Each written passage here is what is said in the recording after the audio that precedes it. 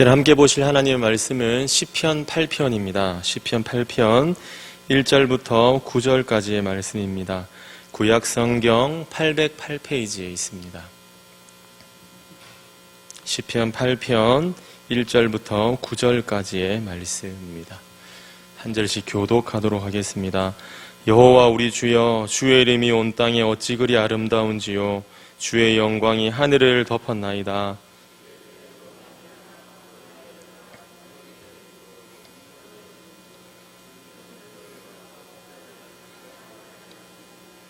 주의 손가락으로 만드신 주의 하늘과 주께서 베풀어 두신 달과 별들을 내가 보오니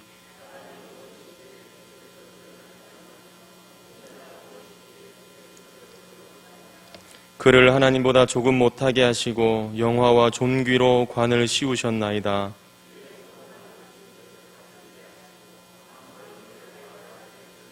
곧 모든 소와 양과 들짐승이며 여호와 우리 주여, 주의 이름이 온 땅에 어찌 그리 아름다운지요. 아멘. 사랑과 은혜가 풍성하신 하나님 아버지, 지난 3일간도 우리의 삶을 인도하시며 보호해 주시고 오늘 이 시간 주님 앞에 나와 예배할 수 있도록 우리의 걸음을 인도해 주시니 참으로 감사합니다.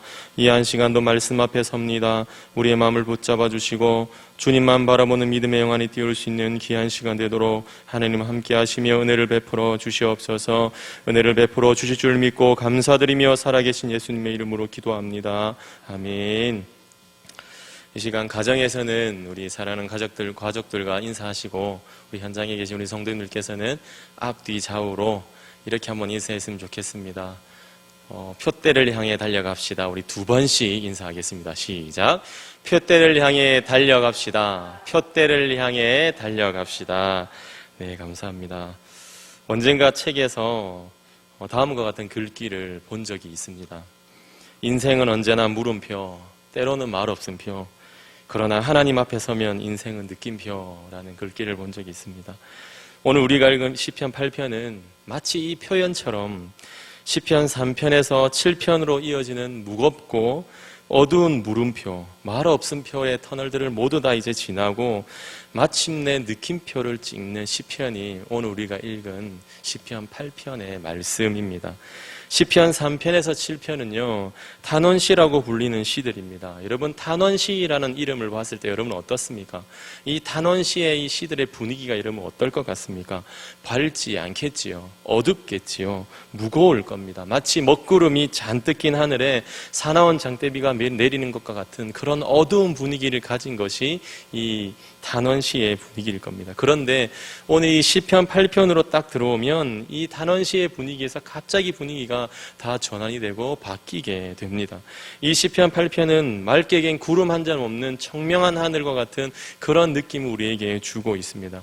청량하게 불어오는 한 줄기 바람과 같은 그런 느낌을 우리에게 준다는 거죠. 바로 반전의 느낌표. 다시 말해서 이 시편 8편에는 놀람과 경탄이 그리고 아주 감사가 여기에 다 녹아져 있다는 겁니다. 그래서 시편 8편 1절에 보면 이 시인은 여호와 우리 주여, 주의 이름이 온 땅이 어찌 그리 아름답습니까? 라고 말할 수밖에 없는 그런 놀람과 감탄과 경탄이 이 시편 8편에 다 녹아져 있다고 하는 사실입니다. 이 시간 함께 본문을 살피는 가운데 우리 주님이 각자의 마음 가운데 주시는 은혜가 있기를 주님의 이름으로 축복합니다. 먼저 1절 말씀을 보시면요, 여호와 우리 주여, 주의 이름이 온 땅에 어찌 그리 아름다운지요. 주의 영광이 하늘을 덮었나이다 라고 말씀하고 있습니다. 그런데 마지막 9절도 한번 보시면 비슷하고 똑같은 말씀으로 마무리를 하지요. 여호와 우리 주여, 주의 이름이 온 땅에 어찌 그리 아름다운지요 라고 말씀하고 있습니다. 오늘 시편 8편에서 시인은요, 앞뒤로 동일한 고백을 하고 있습니다. 그렇게 앞뒤로 동일한 고백을 하면서 그 사이에 구구절절 이런저런 내용들을 가득가득 채워가면서 하나님의 영광, 그 아름다운 이름을 나타내고 그 나타내는 그 이름 때문에 놀라는 모습들을 우리에게 보여주고 있습니다. 사랑하는 성도 여러분, 그렇다면 시편 8편의 앞과 뒤를 채우고 있는 이 고백은 여러분 과연 무슨 뜻이겠습니까? 시인은 먼저 하나님의 이름을 부르고 있는데 뭐라고 부르고 있습니까? 1절에서 여호와 우리 주여라고 부르고 있습니다. 여호와 우리 주라고 하는 이 표현은요, 하나님의 이름을 이중적으로 표현하고 있는 것입니다. 여호와와 우리 주라고 이렇게 표현합니다. 히브리 사람들은요, 이런 방식으로 표현하기를 즐겨 했는데 이것을 대구법이라고 말을 합니다. 하나님을 표현할 때 두 단어로 표현해서 하나님이 어떤 분이신지 그 의미를 더욱더 풍성하게 해주는, 드러내는 그런 방식을 의미하는 것입니다. 사랑하는 성도 여러분, 여호와라는 단어는 주로 그 백성과 언약을 맺으시는 하나님의 이름을 부를 때 많이 사용되는 이름이었습니다. 현재로 오늘날 표현으로 바꾸면 신실하신 하나님이라고 부를 수 있을 것입니다. 자신의 백성과 약속하시고 그 약속을 신실하게 지키시는 하나님이라는 뜻으로 그렇게 부를 수 있습니다. 또한 우리 주라고 하는 표현은 아도나이라고 하는 표현인데요, 위대하신 하나님, 높으신 하나님을 표현할 때 사용되는 단어였습니다. 그러면 여러분 종합하면 어떻게 됩니까? 시인이 1절에서 하나님을 지금은 어떻게 부르고 있는 겁니까? 이렇게 부르고 있는 거겠죠. 약속을 신실하게 지키실 뿐만 아니라 능력이 많으신 하나님이여 라고 부르는 겁니다. 이렇게 하나님을 부른 이후에 시인이 지금 무엇을 고백하고 있는 겁니까? 주의 이름이 온 땅에 어찌 그리 아름답습니까? 라고 주님을 부르면서 이런 고백을 하고 있는 겁니다. 약속을 신실하게 지키실 뿐만 아니라 능력이 많으신 하나님이여, 주님의 이름이 온 땅에 어찌 그리 아름답습니까? 라고 이렇게 외치면서 고백하면서 하나님의 이름의 아름다움을 찬양하고 있고 감탄하고 있고 감격하고 있는 모습을 우리가 지금 볼 수 있다는 거예요. 시인이 지금 보고 있는 것은 온 땅에 충만히 아름다운 주님의 이름을 지금 보고 있습니다. 시인은 너무나도 아름다운 것을 보면서 감탄하고 경탄하고 있습니다. 어떻게 이 땅에 주님의 이름이 이렇게 영광이 있을 수가 있는가? 어떻게 이럴 수가 있는가라고 하면서 감탄하고 있는 것이지요. 그러나 사랑하는 성도 여러분, 어떻습니까? 오늘을 살아가는 우리 모두의 삶의 자리는 여러분 어떻습니까? 시인의 고백처럼 주님의 이름이 온 땅에 충만해서 여러분 아름답게 그렇게 펼쳐져 있습니까? 코로나19가 뒤덮은 이 땅에 주님의 이름이 여러분 높아지고 있다고 생각하고 계십니까? 우리가 직장에서 만나는 사람들과 거리에서 만나는 사람들이, 내가 아는 지인들이 주님의 이름을 높이고 있다고 여러분 보시고 계십니까? 시편 8편 본문의 1절에서 말씀하고 있는 이 시인의 고백이 정말로 지금 우리가 느끼고 있습니까? 그렇지 않을 겁니다. 이런 고백으로 이 땅에 주님의 이름이 가득 채워졌으면 정말로 좋겠지만 아니라는 거죠. 주님의 이름이 수치와 모욕을 당하고 있는 현실 앞에 우리가 지금 살아가고 있습니다. 주님의 아름다운 이름이 온 땅에 충만해야 하는데 그렇지 않습니다. 사랑하는 성도 여러분, 그렇지 못한 이유가 어디에 있습니까? 오늘날 일반 대중들이 기독교를 외면하는 이유가 어디에 있다고 여러분 보십니까? 복음과 진리를 향한 우리의 열정 때문일까요? 아니면 우리가 맛을 잃었기 때문일까요? 도대체 무엇 때문에 주님의 이름이 수치와 모욕을 당하고 온 땅에 충만하지 못하게 보이는 걸까요? 신앙이 있노라 말하고 예수님 믿노라 말하고 영생과 하나님의 나라를 소유했다고 하면서도 현실에서 하나도 조금도 손해보기 싫어하는 우리의 그 모습들이 우리 가운데 많이 있기 때문입니다. 그런 모습 때문에 우리 삶 가운데 주님의 이름이 높임받지 못하고 있다고 봅니다. 마치 맛있는 빵 냄새를 풍기고 있지만 정작 먹을 빵이 없는 빵집과 같은 안타까움이 우리 안에 있기 때문입니다. 그 이유가 어디에 있습니까? 왜 능력을 우리가 잃었습니까? 왜 갈 길을 잃었고 왜 이 땅에 주님의 이름이 온 땅에 아름답지 못하는 실정에 있습니까? 사랑하는 성도 여러분, 2절 말씀을 보십시오. 2절 말씀에 누가 등장했습니까? 주의 대적이 등장했습니다. 이 대적들은 어떤 사람들입니까? 어떤 이들입니까? 1절에서 고백했던 온 땅의 아름다운 주님의 이름과 하늘을 덮은 영광을 뭐하는 사람들입니까? 모르는 자들입니다. 주님의 이름은 대적하는 자들입니다. 이 대적들은 여러 가지 모양으로 우리를 찾아와서 우리를 힘들게 하고 우리를 유혹하고 우리의 삶을 어렵게 만드는 이들입니다. 대놓고 교회를 적대하고 대놓고 우리의 삶에 찾아오면 그나마 괜찮아요. 이런 대적들을 우리가 눈에 보이니까 잘 방비하고 잘 준비하고 대처하면 쉽게 통과하고 이겨낼 수 있습니다. 그런데 문제는 오늘날 이 대적들이 문화를 통해서 스며들 때는 분별하기조차 힘들 때가 많이 있다는 겁니다. 예를 들면 이런 거겠죠. 귤 한 박스를 샀습니다. 귤 한 박스를 사서 집에 가서 다 까서 박스를 열어서 뒤져보면 꼭 그 속에 예쁘고 좋은 귤 속에 뭐가 섞여 있습니까?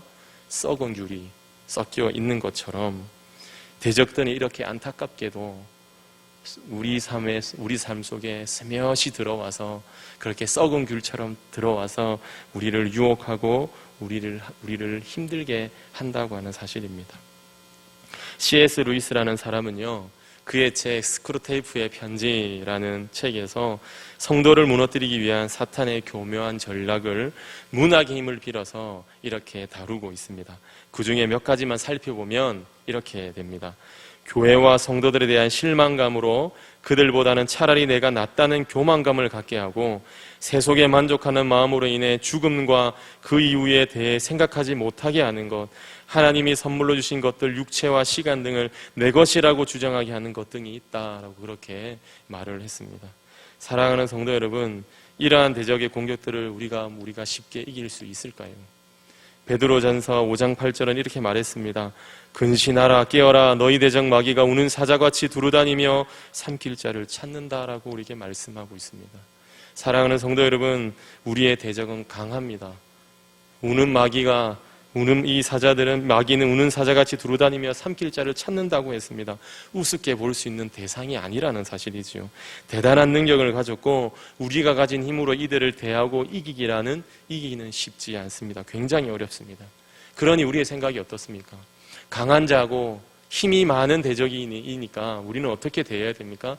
우리도 힘을 강하게 길러서 이 대적을 대할 수 있는 어떠한 강한 상대를 데리고 와서 맞대응해야 되는 것이 맞다라고 그렇게 우리가 생각되게 되겠지만, 오늘 하나님께서 말씀하시는 이 대적을 대응하는 방법은 말이 안 되게도 하나님의 대응 방법은 어린아이와 젖먹이라는 사실을 우리는 오늘 본문을 통해 보게 됩니다.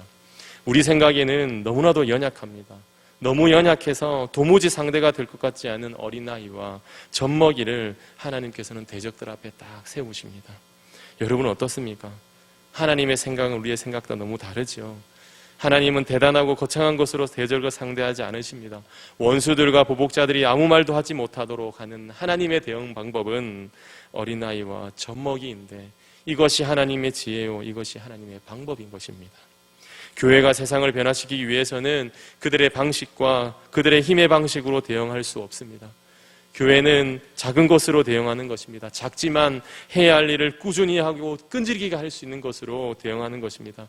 마치 겨울 추위 속에서 나무가 웅크리고 겨우내 준비해 있다가 마침내 매서운 바람을 딱 뚫고 조그마한 무엇을 틔웁니까? 새싹을 틔우듯이 교회는 그렇게 세상을 대하는 것입니다. 겨자씨 한 알랭이가 너무 작지만 그러나 이것이 마침내 많은 새들이 깃들일 정도의 큰 나무가 되는 것처럼, 하나님의 대응 방법은, 대적들을 향해서 그들과 싸우기 위해서 하나님께서 대응하신 방법은 이 어린아이와 젖먹이라고 하는 사실이죠. 2절 말씀은 예수님께서 언젠가 인용하셨던 말씀이었습니다. 예수님께서 성전 정화 사건을 일으키실 때 아이들이 예수님께 나옵니다. 나와서 호산나 다윗의 자손이여 라고 하면서 예수님을 찬양하는 장면이 있습니다. 그러자 사람들이 노하게 되죠. 마태복음 21장은요 이렇게 말씀합니다. 성전에서 소리질러 호산나 다윗의 자손이여 하는 어린아이들을 보고 노하여 예수께 말하되 그들이 하는 말을 듣느냐. 예수께서 이르시되 그렇다. 어린아이와 젖먹이들의 입에서 나오는 찬미를 온전하게 하셨나이다 함을 너희가 읽어본 일이 없느냐 하시고 라고 주님 말씀하시죠. 대제사장, 서기관, 예수님을 대적하는 그 무리들이 예수님께 딱 찾아왔을 그때에 예수님은 이 시편을 인용 딱 하시면서 보잘것없어 보이는 그 어린아기들과 젖먹이들의 찬미와 찬양이 온전해질 것임을 말씀하는 겁니다. 하나님의 생각은 사람의 생각과 다르다는 것을 오늘 본문을 통해 우리에게 보여주고 있습니다. 어리석고 무지하고 무력한 자들을 통해서 하나님이 일하십니다. 그들이 누구입니까? 어린아이, 젖먹이, 바로 우리와 같은 자들입니다. 우리는 때로 무력함에 빠질 때가 많습니다. 저 큰 세상에 비하면 나는 어린아이 같고 젖먹이 같습니다. 송곳니를 드러내고 울부짖는 사자들과 저 대적들 앞에서 우리는 먹잇감으로 던져진 토끼 같은, 큰 어린 토끼 같은 그런 존재에 불과해서 우리의 마음이 답답하고 힘들 때도 있고 그만큼 우리는 많이 연약하다는 것을 우리 느낍니다. 그러나 사랑하는 성도 여러분, 우리 주님은 세상의 방식이 아니라 하나님의 방식으로 강한 자가 아니라 연약한 우리를 통해서 주님을 일하고 계심을 우리는 오늘 보게 됩니다. 사도행전 3장 16절 이런 말씀이 있습니다. 베드로가 이르되 은과 금은 내게 없거니와 내게 있는 이것을 내게 주노니 나사렛 예수 그리스도의 이름으로 일어나 걸으라고 말씀하고 있습니다. 성전 미문에 앉은 걷지 못하는 그 사람에게 세상은 무엇이라 말합니까? 은을 주라고 말하고 금을 주라고 많은 말을 합니다. 그 외에도 수많은 말들을 던지면서 희망 고문을 하는 것을 보게 됩니다. 세상의 기준에서는 은과 금이 귀합니다. 그래서 그것 주면 되는 것처럼 여겨집니다. 그러나 사랑하는 성도 여러분, 그 못 걷는 자의 눈에 세상의 눈으로는 너무나 작아 보이고 필요 없어 보이는 이름, 사도행전 3장 16절에서 말씀하는 나사렛 예수의 이름, 예수 그리스도의 그 이름, 바로 그 이름이 이 성전 미문에 앉아있는 이 안전뱅이를 일으키는 힘이 되는 줄로 믿습니다. 주 안에 사랑하는 성도 여러분, 하나님께서 나를 통하여 역사하실 것을 여러분 믿으십니까? 우리가 이 질문 앞에 때로는 자신이 없을 때가 참으로 많이 있습니다. 이 큰 세상에 비교하면 나라는 존재가 너무 보잘것없어 보이니까, 너무 연약해 보이니까, 아무 일도 할 수 없는 것처럼 보이니까 우리는 너무 힘이 빠질 때가 많이 있습니다. 그러나 여러분, 아니라는 것을 아셔야 됩니다. 그렇지 않습니다. 하나님의 선택은, 하나님의 지혜는 언제나 어린아이와 젖먹이, 아무것도 할 수 없어 보이는 저와 여러분 같은 연약한 자들을 통해서 하나님께서 일을 하시며 이 땅을 새롭게 하신다는 사실 우리가 기억해야만 합니다. 고린도전서 1장 26절에서 29절에 보면 이렇게 말씀합니다. 형제들아, 너희를 부르심을 보라. 육체를 따라 지혜로운 자가 많지 아니하며 능한 자가 많지 아니하며 문벌 좋은 자가 많지 아니하도다. 그러나 하나님께서 세상의 미련한 것들을 택하사 지혜 있는 자들을 부끄럽게 하려 하시고 세상의 약한 자들을 택하사 강한 자들을 부끄럽게 하려 하시며 하나님께서 세상의 천한 것들과 멸시받는 것들과 없는 것들을 택하사 있는 것들을 폐하려 하시나니 이는 아무 육체도 하나님 앞에서 자랑하지 못하게 하려 하심이라고 말씀하고 있습니다. 시인은 지금 그것이 너무나도 놀라운 겁니다. 그래서 하나님을 찬양하지 않을 수가 없는 겁니다. 어떻게 이럴 수가 있는가? 어떻게 이럴 수가 있는가? 어린아이 젖먹이를 주의 대적으로 대응하는 방법으로 사용하시는 것인가? 이 있을 수 없는 하나님의 이 말씀 앞에서 이 시인은 놀라고 또 놀라고 있는 것이지요. 사랑하는 성도 여러분, 3절을 보십시오. 이제 시인은 하나님께서 만드신 하늘과 달과 별을 보고 놀라고 있습니다. 여기에서 주의 손가락으로 만드셨다라는 말은 하나님의 능력으로 만들었다는 말입니다. 하나님의 능력으로 하늘과 달과 별을 만들었다는 말씀입니다. 사랑하는 성도 여러분, 한 아이가 명절에 할아버지, 할머니가 계시는 시골로 갑니다. 아이가 밤에 평상에 누웠습니다. 하늘을 바라봅니다. 도심에서는 좀처럼 볼 수 없는 하늘의 수많은 별들을 보게 됩니다. 그러고는 할아버지, 할머니에게 이렇게 말합니다. 할아버지, 할머니, 밤하늘에 별이 너무 많아요. 너무 예뻐요. 달이 너무 예뻐요 라고 이야기합니다. 그러자 오랫동안 연세 드신 할아버지 할머니가 대답합니다. 공기가 맑아서 그런 거고 밤이라서 그런 거야 하는 대답하죠. 그 다음 날이 되었습니다. 이 아이가 또 그 집 앞을 거닐다가 그 돌 사이에, 돌틈 사이에, 마당에 그 사이에 그 피어올랐던 새싹을 보고 이야기합니다. 할머니 너무 신기해요. 이 새싹이 너무 아름다워요 라고 이야기해요. 그럴 때 또 할머니가 또 대답합니다. 봄이니까 그렇지. 성도 여러분, 어린아이의 특징이 무엇인지 보이십니까? 오늘 시편의 저자처럼 잘 놀란다는 겁니다. 아무것도 아닌 것 같은 밤하늘에 그냥 보이는 별 보고 놀라고, 그 달 보고 놀라고, 새싹이 난 것 보고 놀라고 호들갑 떠는 이 어린아이들의 모습이 있다고 하는 사실입니다. 그런데 여러분, 어른들은 어떻습니까? 하도 많이 봐서, 평생 살아오면서 하도 많이 봐서 모든 것이 당연해 보이는 겁니다. 너무 당연한 것이라 여겨지는 것이죠. 왜요? 너무 오랜 생활 동안 보았기 때문입니다. 그래서 하늘의 별 봐도 별로 놀랍지 않습니다. 하늘의 달을 봐도 별로 놀랍지 않습니다. 아침에 눈 떠서 태양이 저 멀리서 떠오르는 거 보면서 우와 하는 마음 전혀 없습니다. 그거 볼 여력조차 없습니다. 힘들게 준비해서 직장 가야 되니까요. 그런데 여러분, 아이들은 어떻습니까? 아이들은 호들갑을 떠는 거예요. 사랑하는 성도 여러분, 여러분은 얼마나 자주 놀래고 계십니까? 하나님이 권능으로 만들어주신 하늘과 달과 별을 보고 여러분 살고 계십니까? 여러분 이것들 보면서 놀라고 계십니까? 여러분은 어린아이처럼 계속 놀라면서 주님이 나에게 만들어주시고 보여주신 이 땅 만물을 보면서 여러분 놀라고 계십니까? 참 아름다우라 주님의 세계라고 여러분 그렇게 찬양하고 노래하는 삶을 살아가고 계십니까? 제가 새벽기도 때 나와서 지금은 열 체크를 하지 않죠. 자동으로 열 체크를 하지만 한 사람씩 서서 이렇게 성도님들이 기다리잖아요. 기다리고 있다 보면 이게 어느 정도 지나고 어느 딱 시간이 되면 한 권사님께서 걸어오세요. 걸어오시다가 저한테 늘 이렇게 말씀하세요. 아, 목사님 나 오다가 별 보다가 왔어. 별 보고 오다가 나 늦을 뻔했어. 이렇게 이 말씀을 하세요. 여러분 너무 놀랍지 않습니까? 연세가 드셨는데도 새벽기도 오시면서 별 보다가 새벽기도 늦을 뻔할 만큼 별 보다가 별 보면서 너무 그렇게 좋다는 거죠. 하나님께서 만들어 놓으신 별 보면서 너무 놀라시고 또 놀라신다는 거죠. 사랑하는 성도 여러분, 신앙생활의 핵심 중에 하나가 바로 놀라는 겁니다. 하나님께서 나에게 주신 모든 것들을 당연하게 여기지 않고 놀라는 겁니다. 아이고 하나님 어떻게 나에게 이런 것들을 허락해 주셨습니까? 밤에 이 새벽에 새벽기도 오면서 이런 것들을 보게 해주십니까? 이렇게 놀라기 위해서는 어린아이가 되어야 합니다. 어린아이의 심정으로 돌아가서 매일같이 보는 상황과 환경들이지만 그것 보고 놀라고 그 앞에서 울 수 있어야 되는 것이지요. 하나님께서 여러분에게 베풀으신 모든 것들에 깜짝 놀라는 마음이 여러분 아직도 있습니까? 요즘도 그렇습니까? 여러분 한번 돌이켜 보십시오. 예수 그리스도를 처음 믿어졌을 때 얼마나 많이 놀라셨습니까? 얼마나 많이 놀라셨는지 다시 한번 돌아보십시오. 어린아기 젖먹이처럼 놀라지 않았습니까? 어떻게 나 같은 거를 위해서 주님이 죽으셨어? 어떻게 주님이 나 같은 걸 위해서 십자가에 지셨어? 이 이야기 하나만으로 우리가 눈물을 흘렸을 때가 있지 않았습니까? 지금 돌아보십시오.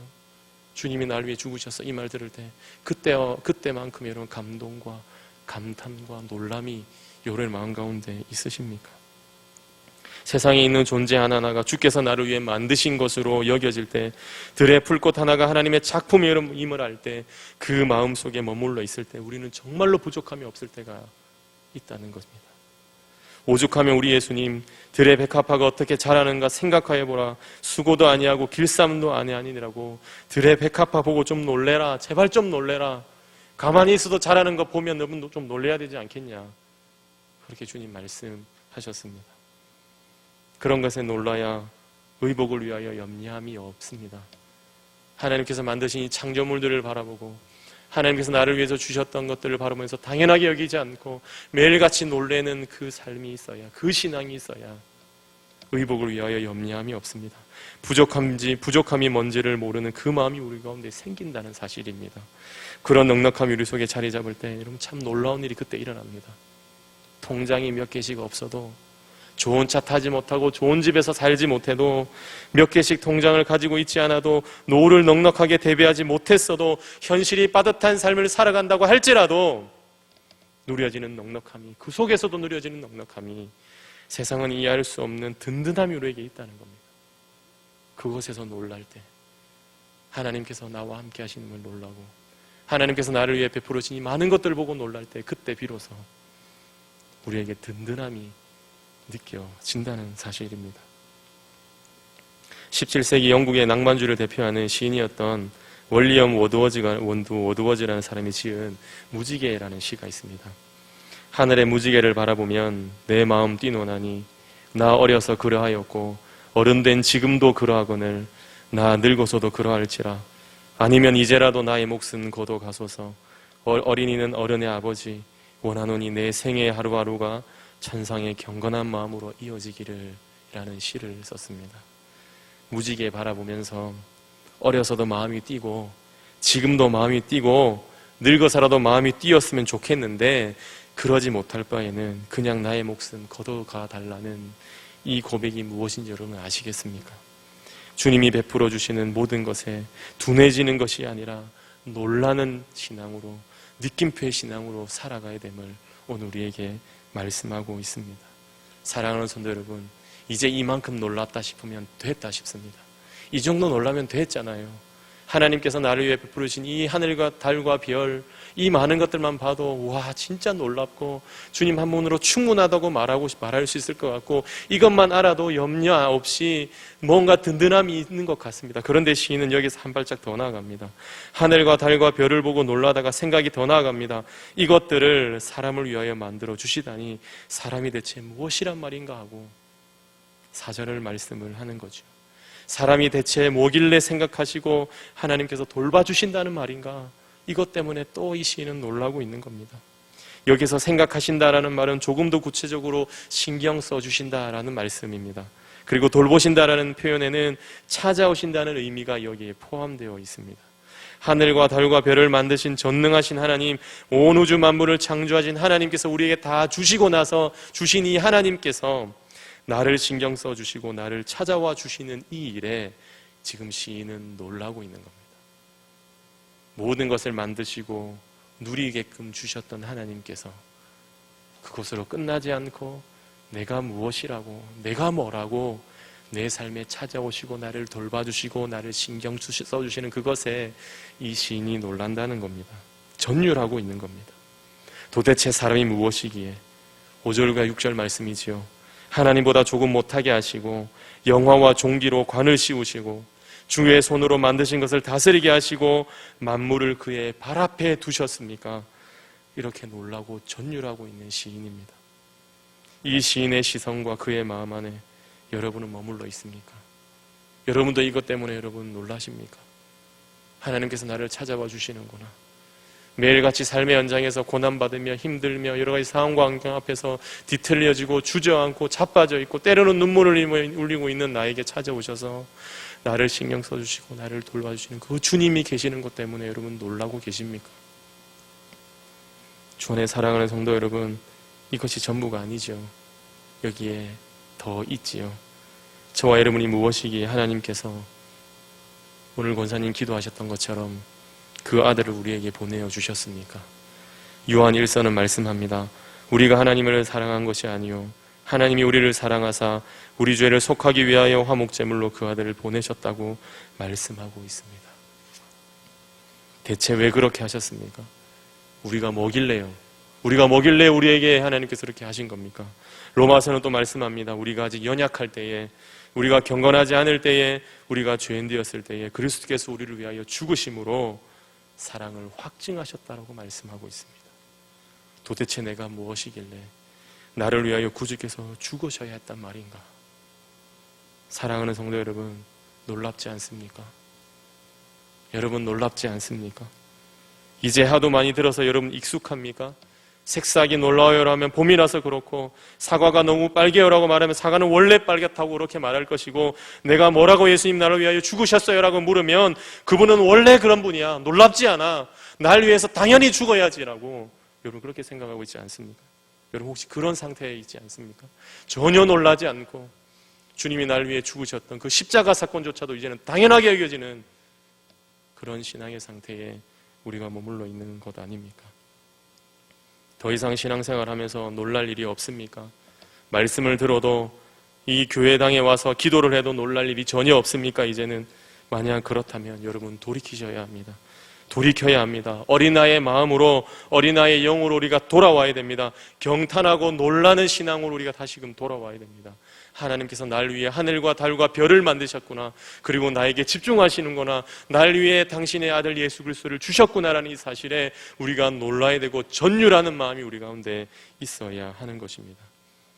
하나님께서 허락하신 것들이 너무 놀라워서 두 눈을 감고 아버지하고 부를 때 그 사랑에 압도당할 만큼, 질식할 만큼 놀라고 감격해야 되는 것입니다.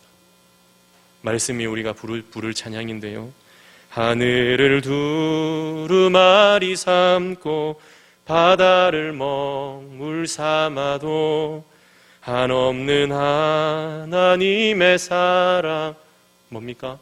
다 기록할 수 없겠네. 이런 고백이 있어야, 이런 아름다운 놀람의 고백이 있어야 그게 성도고 그게 신앙인 아니겠습니까? 우리의 삶에 이게 있어야 우리에게 힘이 있지 않겠습니까? 넘어지지 않고 자빠지지 않는 그 힘이 나오지 않겠습니까? 사랑하는 성도 여러분, 제가 앞에서 하나님의 이름이 온 땅에 가득하지 않은 것만 같은 현실을 왜 우리가 마주하고 있냐고 여러분께 물었습니다. 이제 그 이유를 알 것 같지 않습니까? 우리에게 여호와 우리 주여 주의 이름이 온 땅에 어찌 그리 아름다운지요 라는 시인의 고백이 없는 이유는 더 이상 놀라지 않기 때문입니다. 우리의 마음이, 우리의 영혼이 어린아이와 같지 않기 때문에, 젖먹이와 같지 않기 때문에, 놀라는 신앙이 더 이상 없기 때문입니다. 사랑하는 성도 여러분, 이제 마지막 절을 보십시오. 시인은 마지막으로 다시 한번 1절에서 했던 그 고백을 반복하며 이 아름다운 시편의 8편을 마칩니다. 여호와 우리 주여 주의 이름이 온 땅이 어찌 그리 아름다운지요 라는 똑같은 고백을 9절에서 하면서 이 시편을 마칩니다. 그런데 고백은 똑같은 고백인데 시인의 마음도 1절과 9절의 고백처럼 똑같았을까요? 같은 고백이 저는 아니었을까라고 여러분 그렇게 저는 여깁니다. 다를 것입니다. 시인이 처음에 1절에서 이렇게 고백할 때는 놀라움의 느낌표 아니었을까요? 그런데 9절에서의 이 고백은 감동과 눈물의 느낌표였을 것입니다. 모든 이야기를 다 듣고 2절부터 8절까지의 모든 이야기를 다 듣고 난 이후에 이 시인은 감동의 눈물을 흘렸을 겁니다. 감동과 눈물의 느낌표를 찍었을 것입니다. 시인은 점차적으로 놀라고 또 놀라고 더욱 놀라며 주님을 바라봅니다. 온 땅에 가득한 주님의 이름과 영광을 보고 놀라고 대적을 어린아이로 상대하시는 주님께 놀라며 온 우주를 창조하시는 주님의 권능을 보고 놀라다가 마침내 그 주님이 만드시고 사랑하시는 나에 대해서 놀랬을 때에 이 시인은 그토록 나를 사랑하신 그 주님의 사랑에 잠기고 압도되었을 겁니다. 나에게 더 이상 다른 것 이제 필요 없다. 주님 한 분이면 충분하다고 하는 말로 다 할 수 없는 충족감을 누렸을 것이라고 저는 그렇게 믿습니다. 이 시편 8편을 시인이 다 쓰고 내려간 이후에는 점을 마지막 탁 찍을 때는 이런 느낌표를 가졌을 것입니다. 주님 한 분으로 충분하다, 됐다, 이제 이거면 됐다. 이 놀라움의 신앙 가지고 내가 이제 끝까지 믿음으로 살아가리라, 표대를 향해서 끝까지 달려가리라, 다시는 내가 무너지지 않겠다라는 그런 마음 가지지 않았을까요? 주 안에 사랑하는 성도 여러분, 신앙생활을 오래 하면 여러분 무뎌지는 것이 아닙니다. 무뎌지지 않아야 합니다. 더욱 깊어져야 하는 겁니다. 처음에 예수님을 믿었을 때 도무지 믿을 수 없어 주님의 그 사랑에 깜짝깜짝 놀랐다면 이제는 되새겨지고 더 깊이 더 묵직하게 감탄과 감동의 눈물을 흘려야 합니다. 한 걸음 한 걸음 주 예수와 함께 날마다 걸어가면서 처음에 그저 구원받은 사실이 너무 감사해서 아버지의 집에 와서 앉아 기도하기만 해도 눈물을 흘렀다면 이제는 그 눈물이 밖으로 흐르는 것이 아니라 내면으로 쌓이고 또 쌓이고 쌓여서 묻어지는 것이 아니라 더 깊숙이 울면서 또 울면서 더 굳건하게 다져져야 하는 것입니다. 주님하고 부를 때 그 한마디에 주님과 함께한 세월, 주님과 함께한 눈물, 주님과 함께한 그 감격이 겹겹이 무겁게 쌓여야만 하는 것입니다. 그것이 우리에게 힘이 되는 것이지요. 그렇게 살아가면 그 날들이 쌓여서 그 느낌표들이 쌓이고 쌓여서 우리는 점차 구주 예수님을 닮아가게 될 것입니다. 올해 교회 표회처럼 표대를 향해서 달려가는 일이 우리 가운데 일어날 것입니다. 저에게는 대학교 신대원 시절을 함께 보내고 같은 교회에서 사역도 했던 김 목사라는 친구가 있습니다. 사실 저보다 한 살이 많아서 형님이지만 친구라고 제가 표현하겠습니다. 이 친구와 저에게는 이런 말들을 주고받을 때가 많이 있습니다. 내 인생의 절정이 죽는 그때가 되었으면 좋겠다 라고 하는 기대와 소망을 가지고 늘 둘이서 그렇게 이야기를 합니다. 여러분 웃기죠? 젊은 것들이 죽음을 벌써 논하고 내 인생의 절정이 죽는 그때가 됐으면 좋겠다, 참으로 말도 안 되는 이야기들을 하면서 그렇게 서로 위로하고 살아갑니다. 지금은 거칠거칠한 면이 아주 많이 있고 아직 젊어서 거칠거칠하고 지금은 연약한 면이 많고 지금은 주님 쓰시기에 썩 좋지 않은 그릇 같은 면이 있지만 매일매일 주님 배웠고 그 놀람과 감탄의 느낌표들을 쌓아가다 보면은 죽는 그 순간에 가장 주님을 많이 닮아 있지 않을까 하는 바람을 가지고 함께 가지고 위로하면서 격려하면서 그렇게 서로 달려가고 있는 중에 있습니다. 사랑하는 성도 여러분, 이제 말씀을 맺으려고 합니다. 이렇게 살아가다 보면 올해 표처럼 표때에 다다를 그때가 올 것입니다. 하나님의 마음을 시원케 하고 주님의 이름에 영광을 올려드리는 그때가 올 것입니다.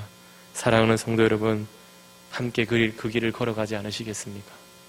놀라는 신앙으로, 느낌표의 신앙으로 주님만 바라보며 그렇게 걸어가지 않으시겠습니까? 놀라움을 회복하고 날마다 순간마다 내 앞에 어떤 어려움과 어떤 아픔이 놓여 있더라도 이 땅에서 눈을 들어 아버지를 바라보고 하늘 바라보고 달 바라보고 별 바라보고 영생을 바라보고 십자가를 바라보고 놀라는 그 신앙, 느낌표의 신앙을 회복하고 쌓아가는 이 자리에 참석하신 또 가정에서 예배드리시는 성도의 모든 가족들이 되기를 주님의 이름으로 기대하고 축복합니다. 기도하겠습니다.